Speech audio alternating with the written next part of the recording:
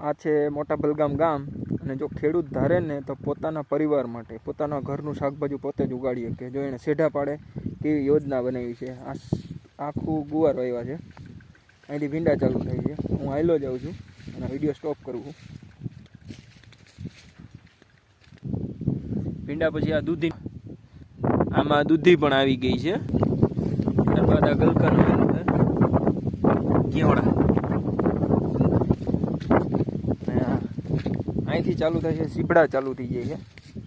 તો સીપડા આમાં જોઈ લો, આ પાકેલ સીપડું છે ને ખાવાની કંઈક મજા જ અલગ છે. અને આમાં બાળકોને છે ને સીપડું બહુ પ્રિય હોય, તો આમાં સીપડાય ઘણાય છે. તો આવી રીતે જો ખેડૂત મિત્ર ધારે ને, આમાં લીલા ચીપડાય છે પણ આ પકવવા રાખ્યા છે ખેડૂતે. આવી જ નવી માહિતી માટે 87 34 86 11 73. ધન્યવાદ.